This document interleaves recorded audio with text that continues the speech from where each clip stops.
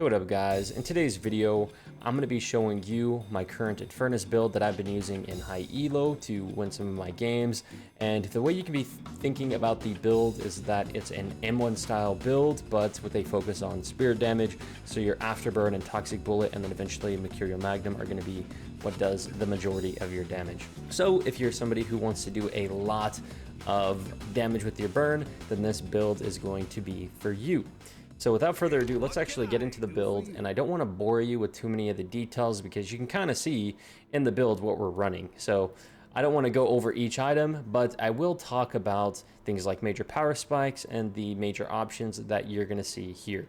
And as you can see, there are a ton of options, so don't let that be too daunting. I'm going to try to explain to you when and why to build all these different items, or at least a majority of them. And if you go into the build, I have pretty much everything annotated, so if you have a question about an item that I don't talk about in the video, then you can mainly hover over them and read what they say, and then you might be able to kind of answer the question on your own of why or when you should buy an item.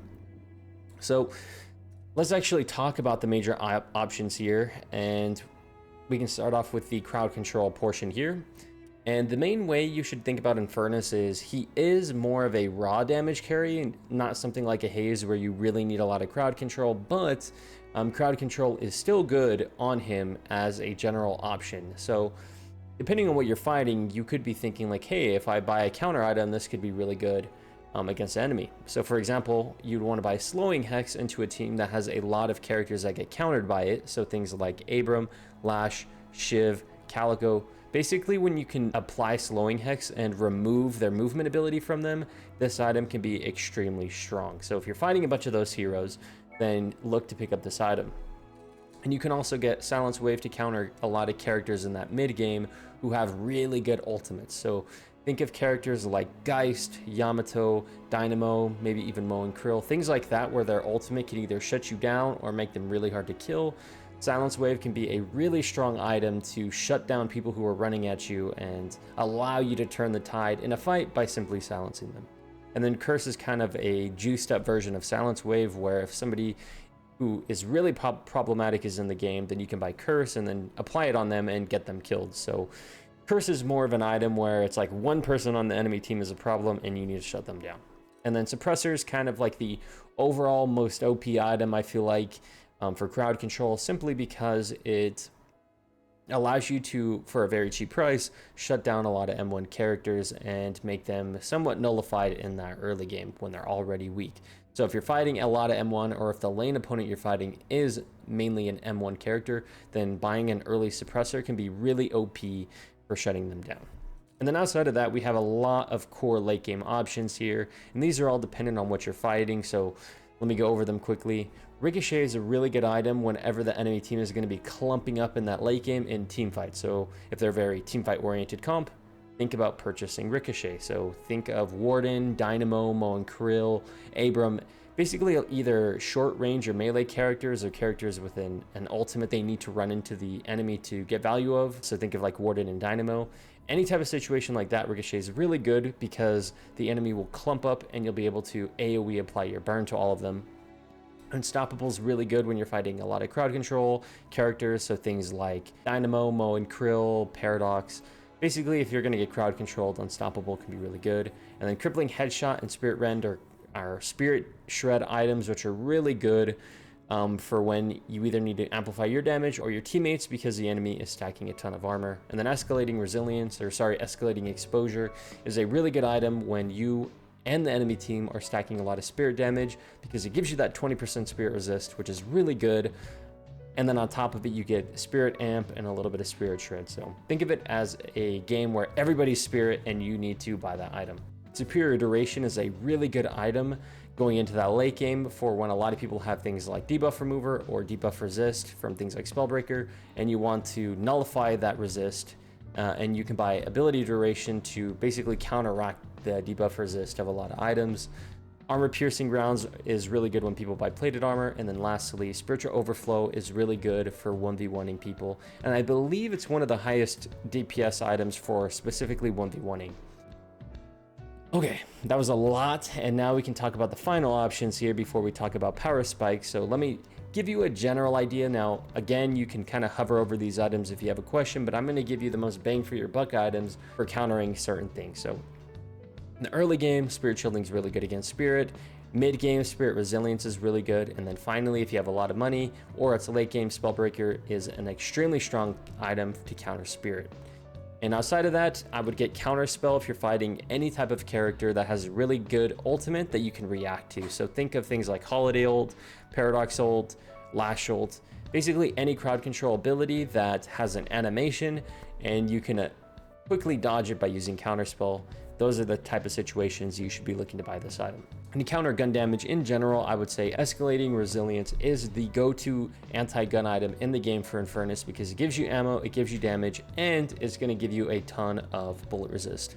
And the other items here are kind of extra if you absolutely need it. So if you're fighting a lot of gun, these other items are what you're going to be looking to buy. But in general, I would say buy Escalating Resilience to counter gun. And if you're going to buy this item because you know the enemy is going to be mainly gun focused, then try to look to buy Escalating Resilience with your extended mag, and you don't have to buy Titanic Magazine.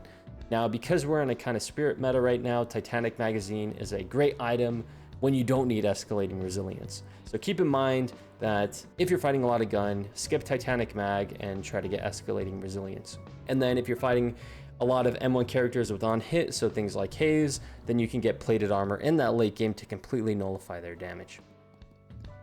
And woo, we went through all of the items for the most part, and hopefully you kind of learned when and why to buy certain items. So now I want to talk about the major and minor power spikes in the build, and that is kind of the main thing you should be focusing on when you're playing an M1 character. In general in Deadlock, M1 is really weak early and then scales really hard in that late game, so it's really important that you play around your major and minor power spikes so that you're not throwing the game or getting too aggressive when you're weak or not getting aggressive enough when you're strong. So let me quickly go over some of the power spikes that you need to keep in mind so that you're not unintentionally throwing your game. So the first major power spike you're going to have with this build is Toxic Bullet. Now up to this point with all these other items, you're going to feel kind of weak and you're going to rely more on your team, and that's kind of the playstyle you need to have. You need to be thinking about farming jungle, you need to be thinking about farming the lanes, and waiting for your team to initiate something so that you can follow up, but you're not going to initiate anything for the most part unless you have an advantage on your own. So up until this point, you're kind of just farming and playing off your team.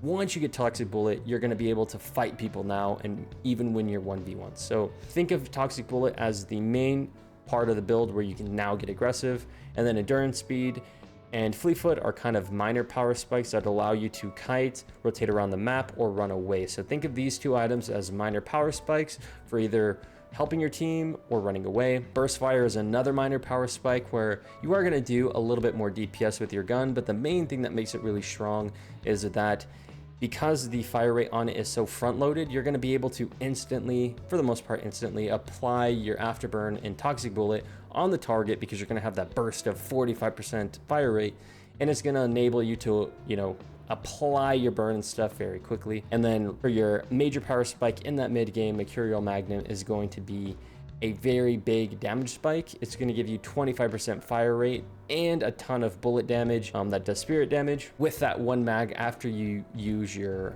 catalyst, which is your one, or your napalm, I mean. So the way you need to be using this item is you need to be using your burst fire and your speed to slide around to keep up the mag that is empowered by Mercurial Magnum. And if you don't know, you keep the fire rate buff if you don't reload, and the same goes for your base bullet damage. So you want to immediately burn them, apply napalm, get that Mercurial Magnum buff, and then slide around as much as you can to use that empowered magazine to do a ton of damage. And once you buy this item, you're going to notice your M1 damage is definitely going to be quite strong.